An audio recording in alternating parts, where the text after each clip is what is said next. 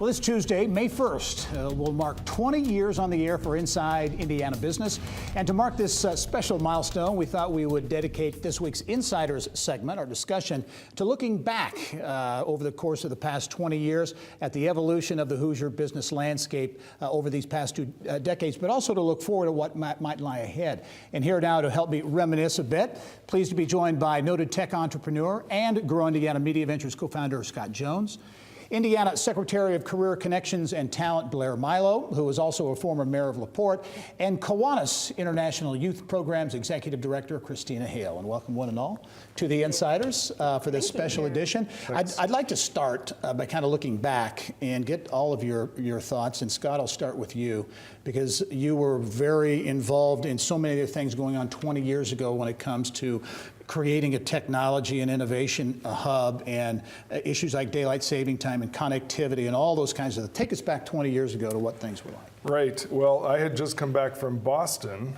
in the mid-90s and spent a few years here and thought, gee, the infrastructure here for technology and company development was not anything like what you would see on the coast. I had companies in the San Francisco side as well. And so as we built a team pretty quickly into the Indiana Technology Partnership and TechNet. We quickly devised a list of things that would catapult us forward. And it included bringing capital to Indiana, taking these great universities and trying to reverse that brain drain, keeping people here, having good places for them to go to work, getting connected with other places like Austin had done decades earlier with their Nerdbird flights to San Jose area, which really catapulted the Austin economy. Looking at things like Seattle and what a Microsoft and now an Amazon have done, not just for technology in their community, but for everything in their community, from sporting to cultural outcomes. And so that's what we started to look at. And when you look around, back then we were saying, oh gee, look at our circle. There's not a single technology company on our circle. Right.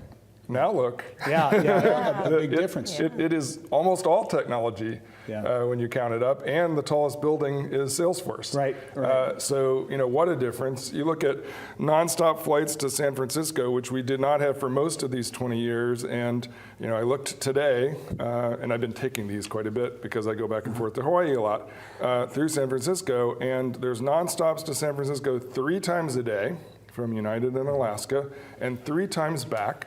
Morning, afternoon, evening. It's perfect so that when somebody in San Francisco, San Jose area wants to invest, they can get up in the morning, get on a plane, and get back here at night and sleep in their own bed, right?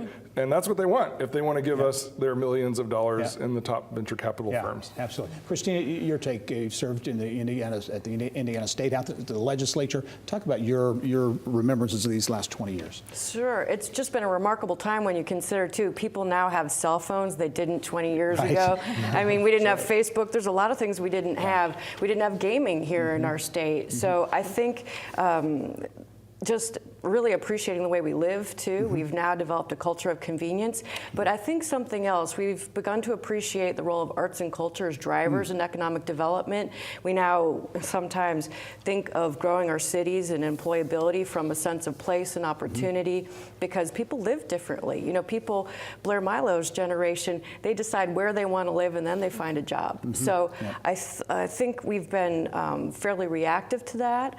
We've been fairly ambitious. Our skyline is changing. Connectivity has changed somewhat. We do have some direct flights. We have a brand new airport in our capital city.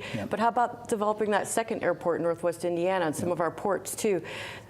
We've done a lot. There's a lot more to go. We're going to double track the South Shore. So I think we can really mark the passage of time on a very positive note.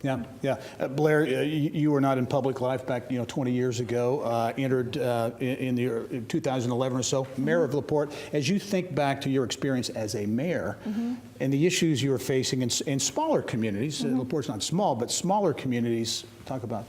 I think that we've seen the value of the quality of place and quality of life in the space of economic development really grow in conversations with community leaders. And even in just the short time frame that I've been around other mayors and the work that we were doing in LaPorte, that I think that early on it was seen sort of as a nice to have, that the bike trails and environmentally friendly things are nice things to have in a community, whereas now over just a few years I think we've really recognized that, just as Christina mentioned, that when we have population and talent that is making a decision on where they want to live and then finding a career associated with that, that's really grown in building out our communities in really innovative ways. Yeah. How about Hoosier inertia, used to call it, right? That Indiana's resistance to change, which 20 years ago was very evident. Scott, you dealt with it a lot, I know. Right.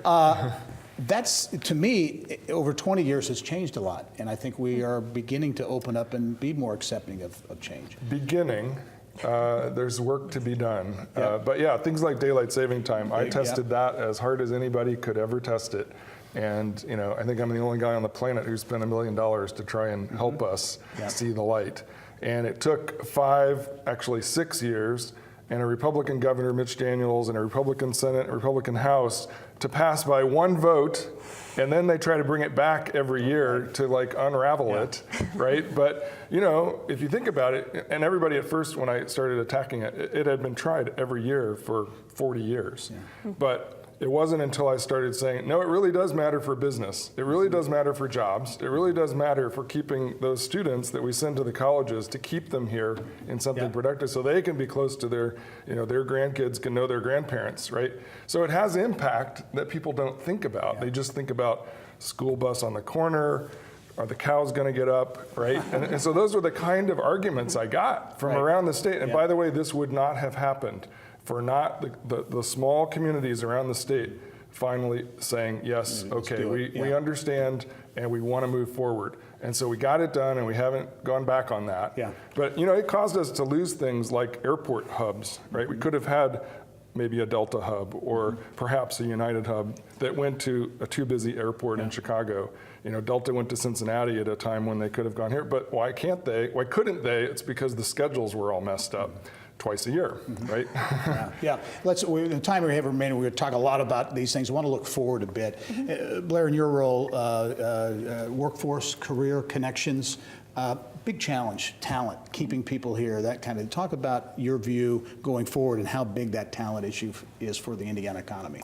Well, it's certainly a chief challenge for us, but as far as challenges to have, I think it's a great one because we have so much opportunity that exists here, that we have done so much with growing the business climate and attractiveness, and so we have more and more businesses who are wanting to locate here and diversifying that portfolio of business as well. And so the challenge for us is to then ensure that those connections can be made for our talent and to make sure that people are aware of what the opportunity is and a whole host of different career areas, particularly as the world of work is shifting faster than it ever has before. Christina, I know you're big on the talent issue, but also health issues and water is a big issue around the state. And infrastructure as well. Water infrastructure is one thing. We're going to be facing that challenge. Some people say it's the economic development issue of the next 100 years because in many places throughout Indiana, we still have that old 100-year-old wooden water pipe that's going to have to be fixed. We're going to have to think innovatively. And you asked earlier about ambition. I think we've come a long way and there's a long way to go. Ursal Ozdemir of Keystone Construction once said to me, Christina, where are the people seeing the next tall buildings on the skyline?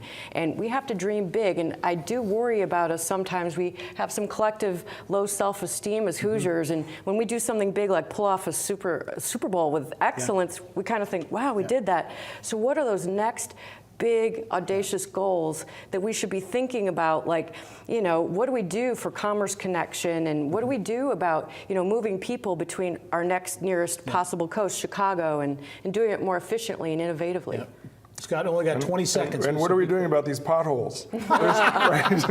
There's a city that has made glass highways that the solar energy is driven, and it heats the highway, and it solves all the pothole problems. That's a great way to end it. Thank you very much. Scott Jones, Christina Hale, and Blair Milo. Thank you all for some great perspective. We'll be right back.